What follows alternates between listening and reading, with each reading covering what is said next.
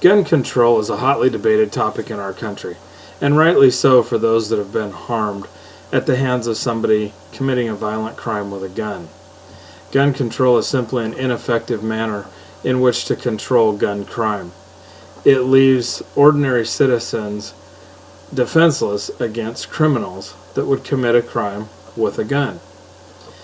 In 1787, the Constitution of the United States of America was signed to form a new government to be ruled by the people. In 1791, the Second Amendment, which is the right to keep and bear arms, was added to that Constitution, guaranteeing the right of all citizens to carry or to keep and to bear arms. The reason that this was added was to prevent what happened during the start of the Revolutionary War, which was the British Guard confiscating all of the citizens' weapons in an effort to control the uprising. Now, we saw how that worked out for the British, and had it worked out for them, we would not be the United States of America, we'd be the United States of England. Now, during Prohibition, that was the alcohol, they banned alcohol. Well, who had alcohol during the Prohibition days? Al Capone and all of his friends in the criminal world. So, banning these things simply leads to criminals having the guns. And when we talk about crime rates and the number of people that are killed by guns every year, we have to look at the crime statistics in detail. Between the years of 2008 and 2012, there were 30 million violent crimes committed in the United States of America. 235,000 of those crimes, the victims defended themselves using a firearm of some type.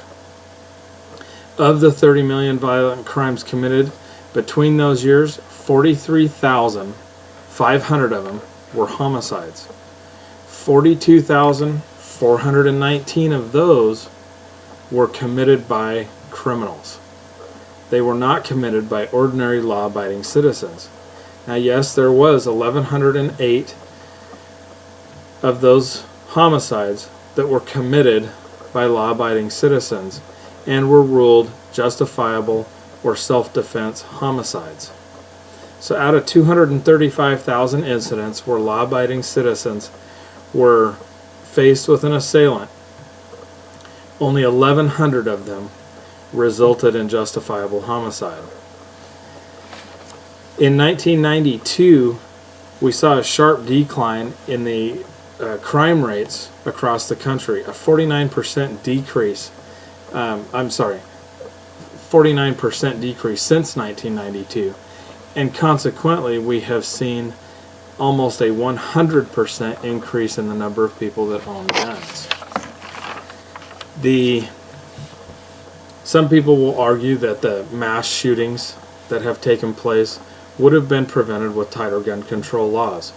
Well, this just simply isn't the case. The mass shootings that took place, two for example, were Aurora, Colorado, where several people died, and Clackamas Mall shooting in Portland, Oregon. That one's a little closer to me and a little more near and dear to my heart. I arrived 1 hour after the shooting took place, wasn't able to get in the mall, didn't know what happened, and found out later that there had been a shooting. And I think to this day, if I'd gone to the mall 1 hour earlier, maybe I could have prevented 2 people from dying there. However, the assailant in that shooting had stolen the gun from a law-abiding citizen that had the gun registered. These mass shootings are carried out by criminals, psychopaths. They could have been lessened with more armed citizens available.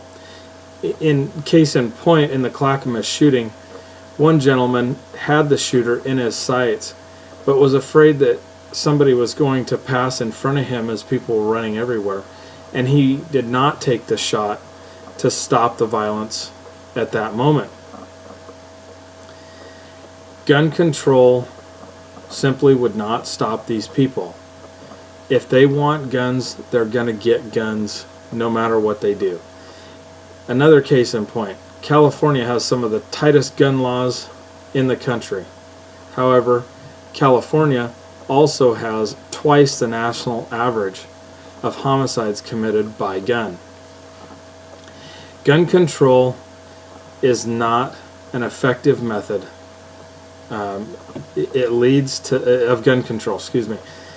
It leads to a society where only criminals have guns, and leads to a society where people simply tolerate most of the gun violence that occurs. The Constitution guarantees the right to keep and bear arms. To ban guns, to try to tighten down the restrictions on guns, and to try to confiscate guns from the American citizens is simply unconstitutional. Thank you, and I hope that this sheds some light on some of the gun control issues that we have in this country.